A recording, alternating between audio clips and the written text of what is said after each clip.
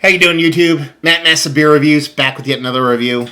A little bit of Hop Butcher for the World jams, but not what you'd expect from these guys, even though they do a lot of fuckduckery. You're talking about a lager, not just any kind of lager, an Italian Pilsner. We'll get to that in a second. In the form of their Foletto. Yeah, Foletto.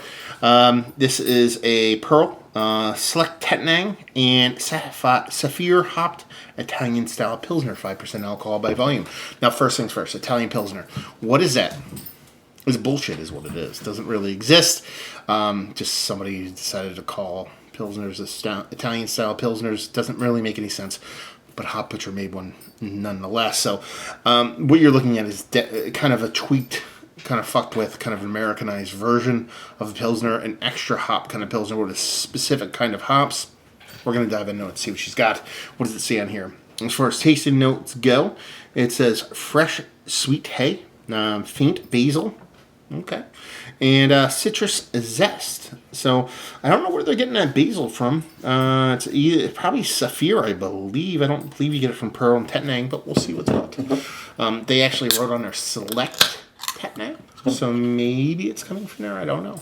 And label-wise, it's actually kind of one of my more favorite labels that come from Dan Jetza. Even though it's just lettering, and there's not much to it, there's something kind of about it. It reminds me of kind of like a weird kind of horror movie font, but in a very fun way. I don't know why I really dig it, but I dig it nonetheless. So, I mean, that's nothing too out of the ordinary for Dan's labels. They're some of my favorite in the game. Now, as far as that goes, that is straight up clear. I mean, it looks like it has the subtle haze to it, but that's more of kind of like a kind of condensation thing than a beer thing. Maybe the ever so slightest bit of non-clarity to it, but I mean, as about as clear as you're going to get, especially with these kind of aggressive, new school kind of hop kind of Pilsners. Let's get a nose.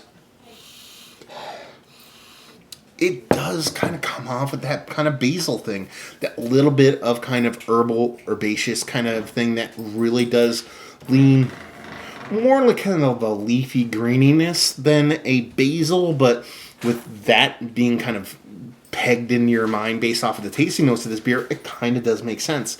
So you're getting that soft little green. Now imagine you're getting your classic kind of Pilsner where you're either getting a little bit of kind of like a tea bag kind of herbalness to it, or maybe a lot of times I'll get like a nice kind of melon characteristic from it, melon rindiness from that hoppiness. That's where that basil comes in here. So it kind of supplants that typical kind of ester, that kind of nose you would get on the beer. Not a huge funk characteristic to it, just a soft lagering kind of funkiness, a little bit of sweet kind of Pilsen malt, which almost has like a little bit of soft kind of like, not wheat vibes, but almost like oatiness to it. I mean, it doesn't look like there's oats in here, but yeah. I mean, it smells traditional enough to let you know that you're drinking a Pilsner, but also kind of new school enough, which I guess kind of falls in line with what you'd expect from the newly crowned Italian Pilsner. Let's dive in. Cheers.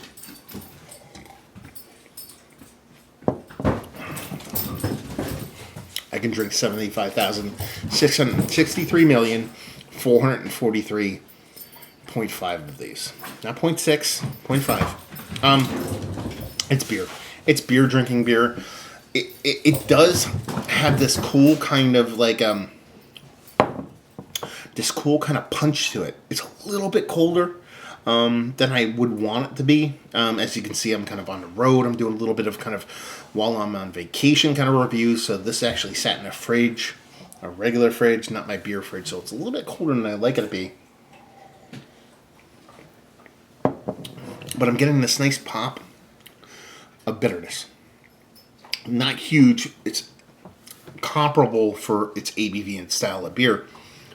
Then you get that prick. That's what I call it. Little kind of that herbal kind of basil thing. I call it more of a leafy greeniness more than the basil, because basil is a really aggressive kind of flavor. It's one of my favorites flavors in the history of food. I eat this kind of summer salad that I eat like fistfuls of from spring until late fall. That is just basically just tomatoes, balsamic, basil, feta, and a couple other, onions, bits and pieces. And I love that flavor profile. Not really getting that basil thing, but I get where they're coming from, writing basil on here. So I get that, so it makes sense.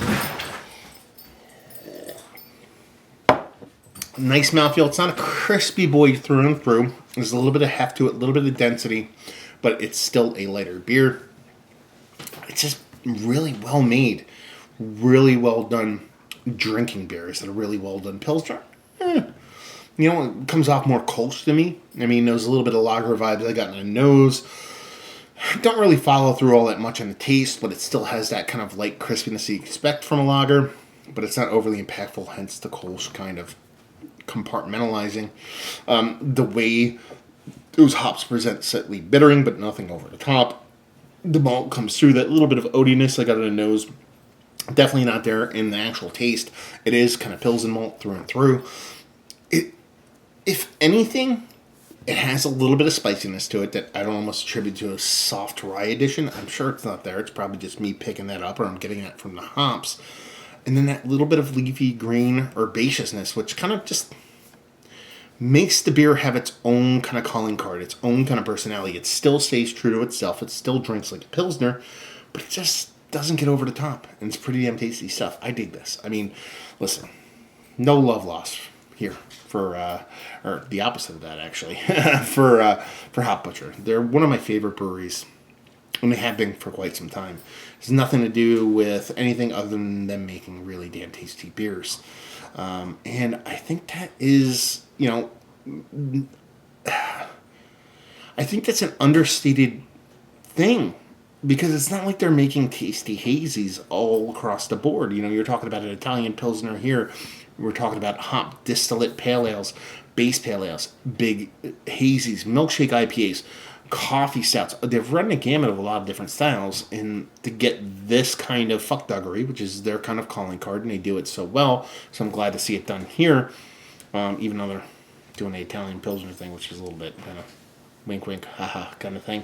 I dig it. I think it's fun. Damn tasty stuff. What am I going to say? Let's talk about it. Is it one of the better Pilsners that I've had as of late? Is it one of the better Pilsners? It's still going to be kind of in the conversation. If we kind of strip Pilsner from it, but one of the lower ABV crushers, it's much higher. Because I don't know if I'd really classify this as a Pilsner. I'm not getting that lager vibe off of it. It's more Kolschy than anything else for me. That could be the coldness of it, the crispness of it.